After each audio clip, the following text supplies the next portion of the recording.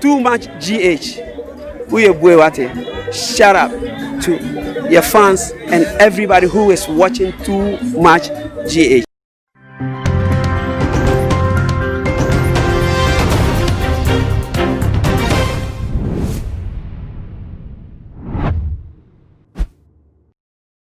Everything for me, mama, aqua basronko,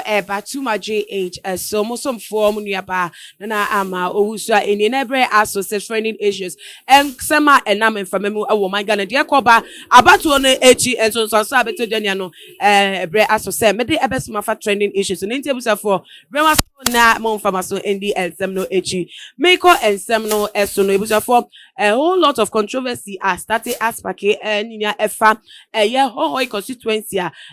Batono Echino EC declare say Honorable John Peter Amewu and a year member of Parliament elect Elimasa constituency no na endrada ebeto just say sa constituency sabre and one sem akopiemu ewo whole circuit court na ninya no ene say lawyer Chachu Chi Kata odi enkofo bi enimate say enkofoko no ewo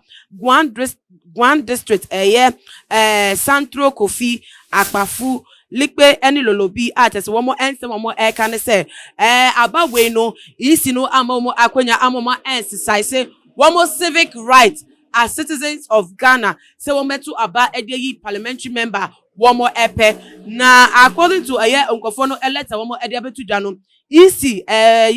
bosumi bi ewo chire ansa na yebeto aba no one more edit press conference edit to women say because we acquire new district na Gwan district ati omo district for front who be here say one so benya one more air constituency Gwan constituency na one me ho hwehwede na ta say one more ape constituency ko edi amamu na abato beno eson ye na on the 6th of December before the 7th of December no isi sani woman penny for Asia ya eka chwo mo say woman ntimi enya akonya no enye constituency no amfa amomo nti na hu be hia say aba no say woman registered voters woman say Ghana for the no mo hu konya say wometu ama mampeni a womo pe ewo man mu nanso eba no parliamentary because woman constituency 17 no enye settled no woman ntimi ento aba enchire de womo pe for Hohoe constituency because womo enka Hohoe constituency no enhu biem na no na nam so ama enkofo yi de womo enkrata akotu dwa atese no no emo de Chachuchi Kata edi womo kan ewo woman nim okọ court na woman nsem nya na womo eka edi akire court no ese be ya enka court no enfa we ehye de fe no injunction ebi ento east so se na be ya Honorable John Peter Amewu outside Minister of Energy no to be sworn no in on the 7th of January as member of Parliament for a year Hohoe constituency na say isi no enkoso anko Gazetted a year result ko si say enkofonia mo kwan no ma exercise wo mo vote as Ghanaians no want to aba edeyi honorable member of Parliament wo mo ankasa epe na wo mo nsem na chi no say akoso call lot of controversy at say NDC for no ede afa wo mo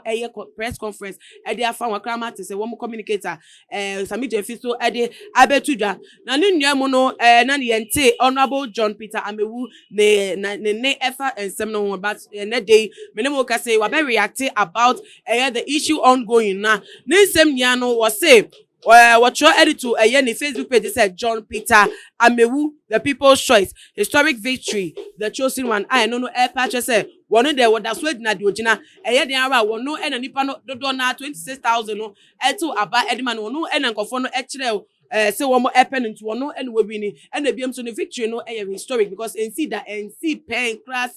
yes I seat one seat no e be than ediaba NPP afada de bia NDC for an dinti historic edman na art say one no any the yashebo afa no so one no and be kra yes I seat no na anso I was say BM posti pictures of EC Gazetted documents no HSA BM so no the omo patch say you didn't dance to EC so say more Gazetted result no omo patch say tro enimu bakwa say because one also what paper say EC a Gazetted the result that I say one no Honorable Peter Amewu wono ene MP elect for Hohoe constituency say on the 7th of January inauguration beba so no wono no ebe sworn in into the house say no so e didn't prove aba nti say no akoye mienu krata mienu obi asese ne de no emra kwan mu ne de ewo mra mu nti say no judge no kwa na asem no aka ewo ne nsem say wo betena so no ebu for na tese webu bem nti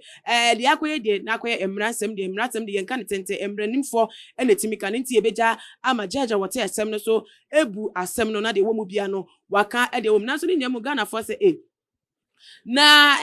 betimi abanisa say yeti constituency foforo na ye nyanti wie no yisi betimi ahye say ekofo biko bi wo mu ani ho kwan say wo mo ebeto abana na de akodru de wo ma twen dodo say sa de ne krampa yeto abana wo mu hu say wo manya akonya sa de ne kwa de say wo mu voice out say na be ya nhehye de bia no wo mo ede atu da na tese ya ye ho adwuma na wo ma twen ya to enne de ya tese 2 weeks kwa etwem after battle a wo mo ede ba na kwa tese de wo ma twen ensem no eso dodo Ghana fo bi adwenche no ebi so ka say adenti na ase NDC for ase de womani esa NPP seat ahodo wo mu enya enu because Honorable Peter Amewu ade according to sources no wo bo no ho modi aye adwuma aye campaign wo kwan shonko so enam so ama nipa no ato no so abate se ni vote count kra wonya akrampo no enye possible krapo say as an NPP member obetimi enya sa vote count no wo Hohoe constituency 90 to wetimi abon ho modi no agada that amount of votes na bibia from indication say wono and womo epenenti adenti and omeba we so aye parliament so ombetwe no ho manso ewo court but din niam no emra no ehye enyema pi ema kwan se obi abenya ho kwan atu na balenti se emra ma ho kwan na obi afle se onimra na ne akonya owo ewo maimun aye infringed upon na ho kwan se ono so bepeja ne no na wakasa nti eno enenam so Amagwan district for womo apeje womo ne womo ekasenti nti we de emra no ene bedi eho asema nti kosi se ye judge ni wote nsem no so de no efo bobeto abonto no bi so for ye de besia odetwe efa ho no be modie ne fa so me ye comment section na biem social video we on all the social media platform follow ye our Instagram and Twitter so @tumagh_, Facebook so @tumagh bidin edina ama owusa na me ya adoma be de shabi makram.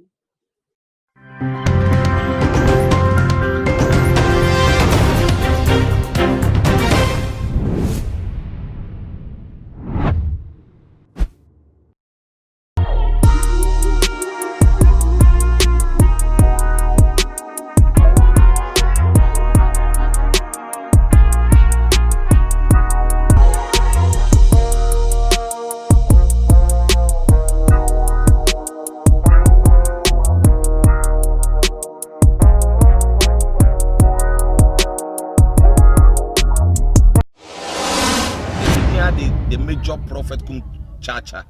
on say me catch was say bomoden na hwe too much GH on say me kan ye nyene bone pa na kase ye pe wo wi ase ya asonden ti na Adam wo hu nyame ye no nyam no wo hu ne ma bi a wo hwehwehwehwe e wo other place ne ade kat won na bomoden na be hwe too much GH be hwe na subscribe bomoden o be hwe pe na wa ye subscribe o subscribe na subscribe na o subscribe a na wo benya ne ma papa a wo pe ahwe nyame hira na